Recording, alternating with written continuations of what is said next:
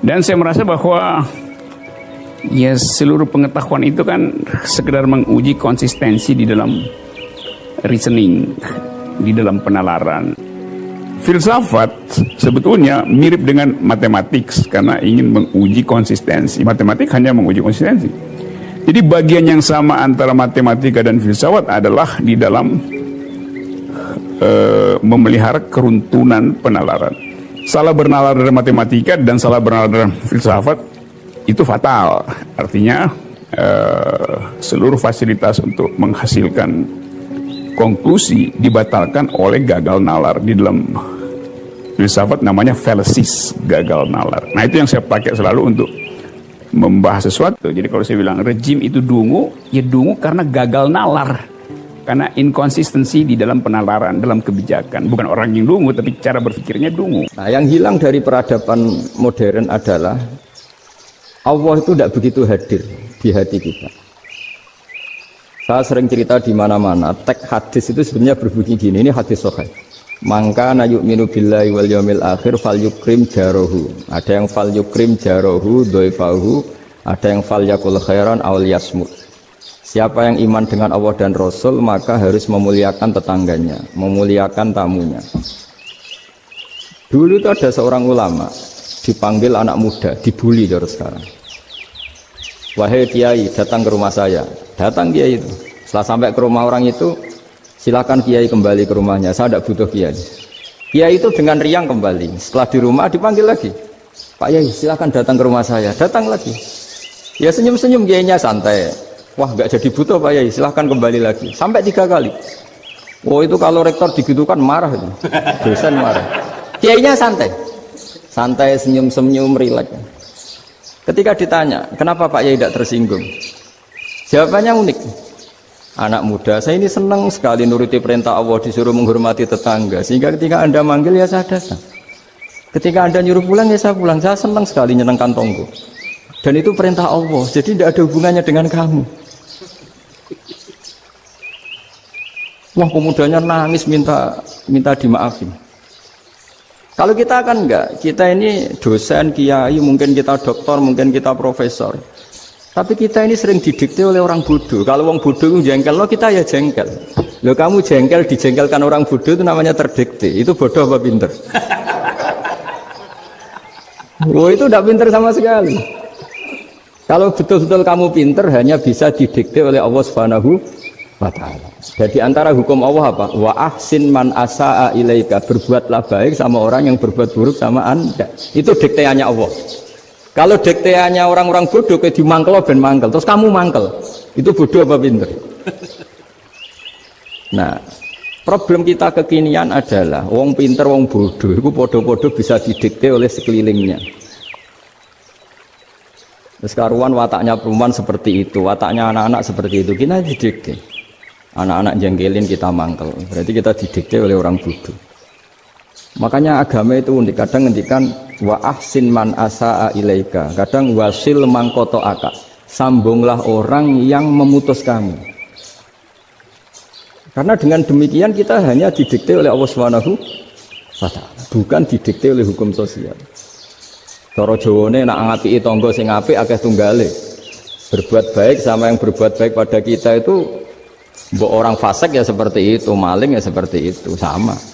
Tapi kalau berbuat baik sama orang yang berbuat jelek sama kamu itu baru luar biasa. Dan memang teksnya hadis wa ahsin man asa'a ilaika, berbuat baiklah sama orang berbuat buruk sama kamu. Jadi gak boleh orang didikte. Makanya ngaji di sini diantaranya saya akan cerita dalam sebuah hadis sahih. Dalam hadis Hasan yang diriwayatkan Imam Tirmizi ada kalimat dari Rasulullah SAW. Dawe Nabi, la takunu imma'atan taquluna in ahsanan nasu ahsanna wa in zalamu zalamna walakin watti'u anfusakum in ahsanan nasu an tuhsinu wa in asa'u alla tazlimu. Kamu jangan jadi orang yang mudah diombang-ambingkan oleh orang sekeliling kamu, yaitu kamu mengatakan jika orang baik ke saya akan baik, jika orang buruk ke saya juga akan membalas buruk. Itu namanya Anda didikte. Tapi berkomitmenlah kamu akan berbuat baik meskipun orang lain berbuat buruk. Nah sekarang logika sosialnya begini. Kalau di Indonesia itu ada 1000 kiai, ada 1000 profesor yang ingin membenahi Indonesia. Rata-rata orang awam itu semau gue. Terus mereka mendikte kita. Perilakunya nggak simpatik, perilakunya jengkelin. Terus 1000 profesor ini ikut jengkel. Itu kira-kira jadi solusi apa goblok bareng ya? Sama 1000 kiai ini ikut jengkel. Ini jadi solusi apa goblok bareng? Goblok bareng. Nah problem sekarang kita ini biasa didikte orang bodoh. Nah makanya ciri khas orang muslim itu kata Nabi mangkana yu'minu billahi wal yaumil akhir. Jadi baik tetangga karena perintahnya Allah dan Rasul. Pentingnya apa? Bedanya karena berbuat baik ini perintahnya Allah, mbok tonggo apik lah kita tetap apik karena perintahnya Allah dan Rasul. Begitu juga dengan hubungan dengan istri, dengan anak. Mbok bojomu lagi cerewet lah ya tetap apik. Karena dengan cara itu kita hanya tunduk kepada Allah dan Rasul. Tapi kalau kamu istri saya kalau baik ya saya baik, kalau enggak ya enggak. Berarti Anda didikte oleh perilakunya dia. Itu latihan, ya kalau dalam bahasa pondok, latihan jadi wali itu yang paling berat. Nabi itu kalau sama orang munafik itu sabarnya Masya Allah. Padahal Nabi berso kalau orang itu orang munafik.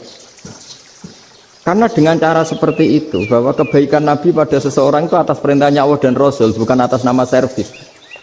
Kalau Nabi hanya baik kepada Abu Bakar, itu mungkin orang bilang, wis adune wong Abu Bakar baik sama Nabi. Tapi kalau Nabi baik sama orang munafik, Abdullah bin Ubay bin Salul, itu kalau nggak perintahnya Allah dan Rasul itu nggak bisa. Nah ini cobalah berlatih seperti itu, sehingga kita tidak mudah didikte. Ya saya ulang lagi, nggak mudah apa? Didikte. Maka di antara kebaikan Allah dan Rasul adalah bahkan orang dolim saja diberi jatah rahmat. Makanya tadi seperti mukadimah yang dibaca Pak Haris tadi, agama ini rahmatan lil alamin. Orang yang dolim saja dapat jatah apa? Rahmat, apalagi yang soleh. Nah kemudian yang perlu dicatat, kenapa kita menjadi enjoy dengan Islam? Islam itu adalah agama yang tidak didikte oleh materi.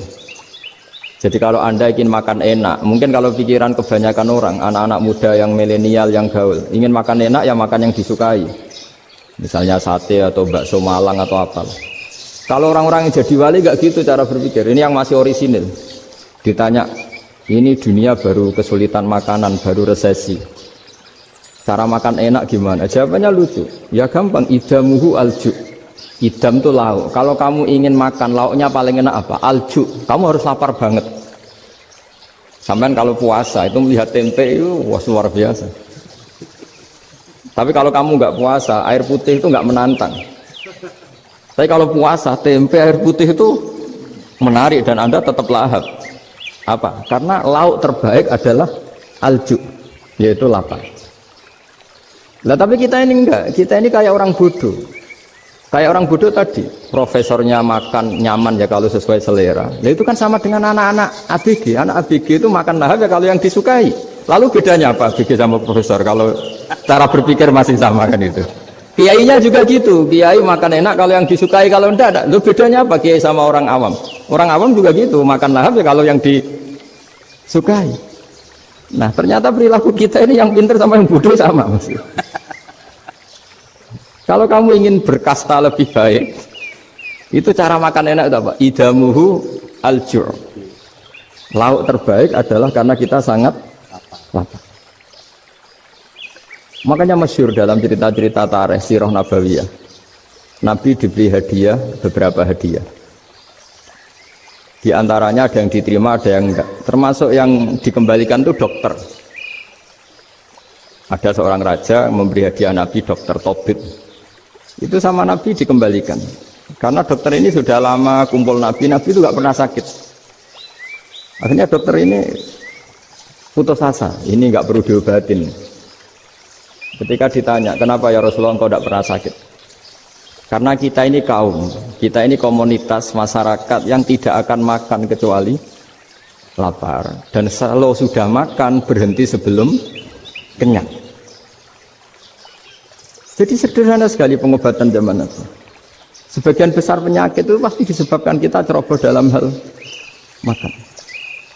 Sudah ngerti kalau durian masalah, kalau makan durian ini nggak kehitung gitu, apalagi kalau gratisan itu berapa banyak. Gitu. Pola tidur juga gitu, kata Nabi. Dan kita tidak tidur kalau tidak sangat ngantuk.